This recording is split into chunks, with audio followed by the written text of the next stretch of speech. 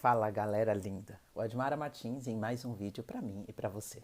E estamos na leitura do livro Desperte Seu Gigante Interior, de Anthony Robbins. Os desafios do sistema penitenciário. Temos desafios igualmente aflitivos nas prisões americanas. Não é preciso ser um gênio para perceber que o nosso atual sistema carcerário é ineficaz, com um índice de reincidência de 82%. Entre todos os presos federais e estaduais, em 1986, 60% haviam passado 2 vezes ou mais por prisões, 45% 3 vezes ou mais e 20% 6 vezes ou mais. Nos últimos 5 anos, a população penitenciária americana aumentou a um ponto considerável, criando as tensões decorrentes do excesso de preso. Viver num ambiente em que deve pagar alguém só para não ser fisicamente agredido ou não sofrer abusos sexuais, em que deve roubar ou aderir a uma gangue para sobreviver. Não melhora a visão de ninguém sobre sua posição no mundo. Os presos são compelidos a manterem a sua identidade criminosa para sobreviverem na sociedade da prisão, em que se adquire reconhecimento e prestígio por um conjunto de regras brutais. Como partilhou comigo um ex-condenado. Assim que fui solto, eu comecei a pensar em voltar. Eu tinha respeito na prisão. Contava com caras que matariam por mim, e lá fora era apenas um ex-condenado imprestável. Enviados para um mundo em que não conhece ninguém, pensando que não tem como controlar o seu ambiente, esses homens e mulheres costumam fazer coisas, consciente ou inconscientemente, para garantir seu retorno ao lar. Esse ciclo de criminalidade pode ser interrompido? Claro que pode, se houver bastante dor vinculada à permanência na prisão e bastante prazer associado a estar fora. Se pudéssemos treinar as pessoas de maneira eficaz, a combinação desses fatores seria espantosa. Entrevistei um homem que acabara de sair da prisão, depois de uma pena de 8 anos por tentativa de homicídio. Quando eu lhe perguntei se atiraria outra vez em alguém, ele sorriu e respondeu, sem a menor hesitação, se alguém tentasse tirar minhas drogas. Não quer evitar o retorno à prisão? Claro que não. A prisão não é tão ruim assim. Ali eu não precisava me preocupar com a próxima refeição e podia assistir à televisão. Eu tinha tudo sob controle. Sabia como lidar com os outros caras e por isso não tinha com que me preocupar. A prisão não é um dissuasor para o seu comportamento sociopático. Ele simplesmente não associa dor ao encarceramento. Compare isso com as experiências de Frank Abagnale, autor do livro Prenda-me se for capaz. Ele é famoso no mundo inteiro por seus golpes como o grande impostor. Viaja por toda parte, apresentando-se como o piloto da PAN, administrador de hospital, assessor do procurador-geral de Louisiana, entre outros disfarces, e dando golpes de milhões de dólares. Frank tornou-se um dos mais destacados especialistas americanos em sistemas de segurança bancária. Um homem que contribui para a comunidade. E o que provocou a mudança? A dor. Em consequência de um de seus golpes, ele foi preso e encarcerado numa prisão francesa. Ninguém o ameaçou com abusos físicos ou sexuais, mas a dor foi muito intensa. Em primeiro lugar, ele cumpriu toda a sentença numa cela escura, totalmente isolado de qualquer contato com o mundo exterior. Nada de televisão, jornais, rádios, conversas com outro preso ou guardas. Segundo, nunca lhe disseram quando seria solto.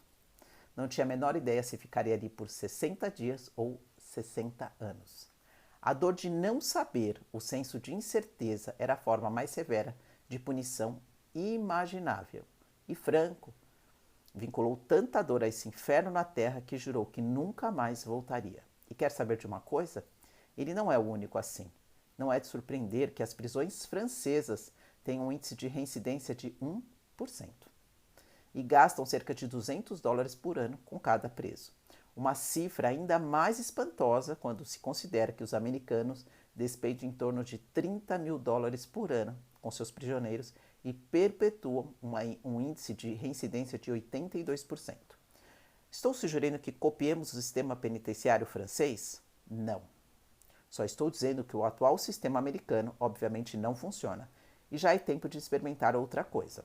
Devemos proporcionar a nossos presos um ambiente que não tenham de se preocupar constantemente com a possibilidade de serem espancados ou atacados pelos companheiros de cela, mas ao mesmo tempo não podemos converter a prisão no lar, que nunca tiveram. Estou sugerindo que as condições da prisão devem ser indesejáveis, desconfortáveis e que durante a pena se deve mostrar às pessoas meios de fazer com que o mundo exterior seja uma experiência que possam controlar, uma experiência de prazer e possibilidades, a fim de que se torne algo que desejem em vez de temerem ao serem libertadas. Devem vincular dor à permanência na prisão e prazer à mudança. De outra forma, o comportamento que os levou à prisão nunca será modificado a longo prazo. Acima de tudo, um preso deve saber que alguém se importa com ele e se empenha em lhe oferecer estratégias que guiarão sua vida por um novo rumo. Nem todos os presos estão prontos para a mudança, mas os que se encontram preparados merecem todo o nosso apoio. O que você pode fazer? Uma ação simples, mas profunda, seria assumir o compromisso de uma vez por mês visitar um preso que tenha sinceramente decidido mudar a qualidade de sua vida. Torne-se um amigo afetuoso, pronto a ajudá-lo e mostre-lhes as opções disponíveis. Nunca esquecerei o relacionamento que desenvolvi ao me apresentar como voluntário para visitar um homem na prisão de Chico, Califórnia.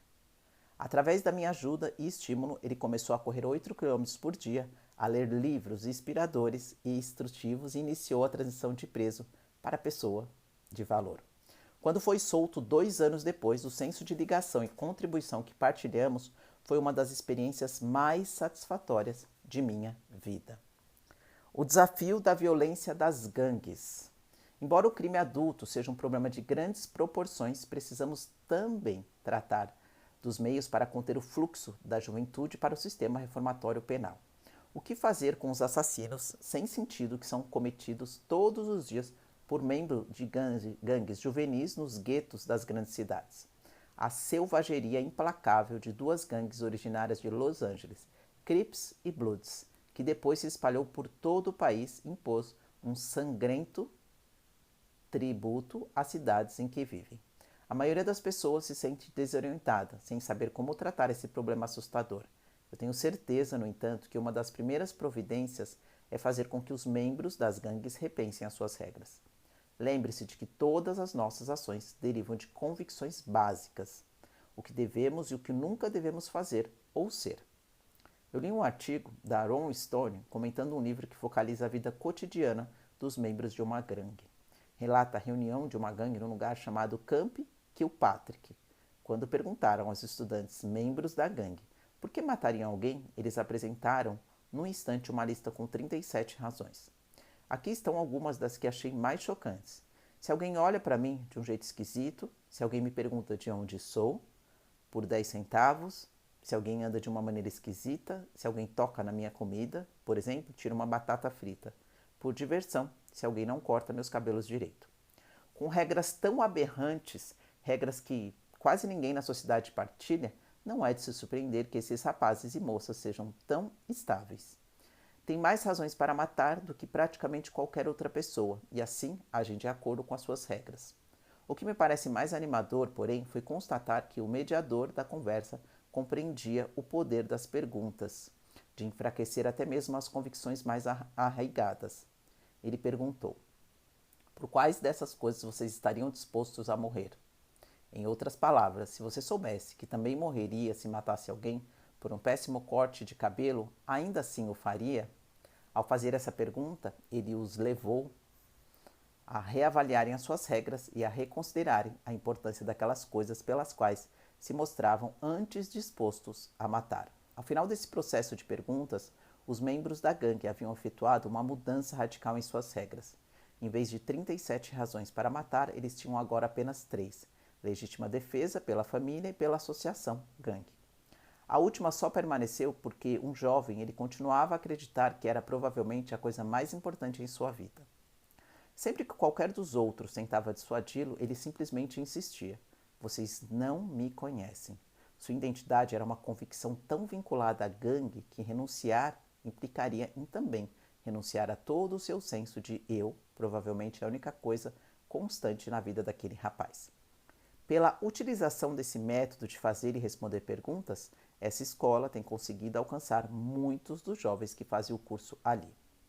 Está enfraquecendo as pernas de referência de convicções destrutivas. até que os jovens não mais se sintam certos em relação a elas. Lembre-se de que todos os comportamentos podem ser mudados pela mudança de convicções, valores, regras e identidade. Claro que as condições que produzem as gangues devem ser tratadas em última análise. Isso também pode ser tratado pela modificação do comportamento no nível que conta caso a caso. Os desafios do meio ambiente. O meio ambiente não é mais uma causa de manifestações, apenas para a contracultura. Assumiu o primeiro plano como uma grande preocupação nacional e internacional. Depois de 4 anos consecutivos dos mais quentes registrados na história, as pessoas passaram a se preocupar com o aquecimento global, o fenômeno provocado pela presença excessiva na atmosfera de determinados gases, como por exemplo o dióxido de carbono, proporcionando a absorção da radiação solar que, aquecendo a superfície do planeta, produz irradiação, que fica retida nas camadas atmosféricas interiores, resultando em temperaturas cada vez mais altas. Quais são as principais fontes do problema? Uma delas é o fluorcarbono, usado em aparelhos de ar-condicionado e latas de spray. Outra fonte destacada do efeito estufa é a destruição desenfreada das florestas tropicais da América do Sul e Central. As florestas tropicais representam o total espantoso de 80% da vegetação do planeta e são essenciais para o nosso ecossistema. As árvores absorvem os gases tóxicos do excesso de dióxido de carbono que liberamos na atmosfera e os convertem em oxigênio respirável. As árvores são os nossos supremos rejuvenescedores. Sem elas, a vida na Terra, como a conhecemos, não poderia existir. As árvores das florestas tropicais também proporcionam um ambiente para a maior diversidade de espécies de animais e insetos do mundo. Ao queimarmos nossas florestas tropicais, não apenas destruímos a vegetação que produz oxigênio e o ambiente em que os animais e plantas vivem, mas também liberamos enormes quantidades de dióxido de carbono na atmosfera e assim aceleramos o deletério efeito estufa. Com toda a sua importância, por que as florestas tropicais são destruídas de uma forma tão inexorável? A resposta é uma simples questão, de dor e prazer, o fator econômico. Consideráveis incentivos fiscais foram concedidos nesses países para que fazendeiros derrubem as florestas. É para abrir espaço para mais habitações? Claro que não. É para criar pastagens para o gado que será exportado como carne para os Estados Unidos. Os americanos importam 10% de sua carne da América do Sul e Central. A fim de atender a essa demanda, as florestas tropicais estão sendo eliminadas ao ritmo de 1 acre, meio hectare, a cada 5 segundos. A ineficiência do uso dessa terra como pastagem é uma das decisões mais destrutivas a curto prazo que o homem pode tomar. Estamos acabando com a fonte de nossa sobrevivência. Você pensa, a cada vez que come um hambúrguer usando carne da floresta tropical, que isso representa a destruição de 5 metros quadrados da floresta tropical? Uma vez destruída, nunca pode ser substituída. Além disso, o índice atual de extinção de espécies é de 1000 por ano, em decorrência da destruição das florestas tropicais, uma agressão inconcebível ao nosso ecossistema. Qual o sentido de tudo isso? Serve exclusivamente para o propósito de processar mais carne através de nossos corpos, embora a ciência médica já tenha concluído que isso está diretamente relacionado com os principais fatores de morte nos Estados Unidos, doenças cardíacas e câncer. A estatística chocante é a de que 1 em cada 2 americanos morre de alguma forma de doença cardíaca. A roleta russa oferece maiores possibilidades de sobrevivência do que a típica dieta americana. Em última análise, não podemos destruir o ambiente externo sem destruir também nosso ambiente interno. Você quer deter a destruição das florestas tropicais? Quer ajudar a restaurar o delicado equilíbrio do nosso ecossistema? Bem, além de enviar o seu apoio financeiro para organizações ecológicas como a Greenpeace, a coisa mais importante que pode fazer é vincular dor a seus comportamentos pessoais que perpetuam o péssimo aproveitamento do planeta. Um passo, com toda certeza, seria reduzir ou eliminar o consumo de carne de hambúrguer. Um boicote deu certo com a indústria de atum e pode dar certo aqui também. Não estamos falando apenas de dólares e centavos. O próprio planeta se acha em jogo. saiba que as decisões que você toma sobre o que põe em seu prato ao jantar determinam, numa escala mínima, mas inegável, coisas como a quantidade de dióxido de carbono que é liberada em nossa atmosfera e quantas espécies vegetais e animais morrerão a cada dia. Agora, vamos analisar o impacto de suas decisões dietéticas num nível local. Talvez você viva no estado americano como eu, que experimenta uma intensa escassez de água. Na verdade, já se diz que, no século XXI, a água será o ouro do futuro, um dos nossos recursos mais valiosos e escassos. Como isso pode acontecer num planeta que é predominante coberto por água? O motivo pode ser encontrado na administração incrivelmente medíocre desse recurso vital. Em termos específicos, o problema se relaciona com a indústria da carne. Pense no seguinte: a quantidade de água usada para criar um único bezerro é suficiente para fazer flutuar um contratorpedeiro americano? Na Califórnia, todos nós empenhamos com afinco para poupar água, com providências como não regar os gramados e instalar redutores de fluxo em vasos sanguíneos e chuveiros. Todas essas ações são importantes, mas você sabia que é preciso 19.394 litros de água para produzir meio quilo de carne? Isso significa que você pode poupar mais por água por não comer carne do que poderia se deixar de tomar banho de chuveiro durante um ano inteiro. Segundo David Fields, um economista de Cornell, e seu associado Robin Urr, cada dólar que os governos estaduais concedem aos criadores de gado sob a forma de subsídios de irrigação custa mais de 7 dólares aos contribuintes em perdas salariais, aumento do custo de vida e receita empresarial reduzida. O que uma pessoa pode fazer para poupar mais água? A resposta me parece óbvia: cortar o consumo de carne. Aqui está mais uma coisa para você remoer. Sabia que mais energia é consumida pela indústria da carne de vaca do que por qualquer outra indústria individual nos Estados Unidos? A porcentagem de toda a matéria-prima que os Estados Unidos devotam à criação de gado representa 1/3 de todo o consumo de energia e o combustível fóssil exigido para produzir meio quilo de carne e mais ou menos 39 vezes mais que o exigido para produzir o valor equivalente de proteína em soja.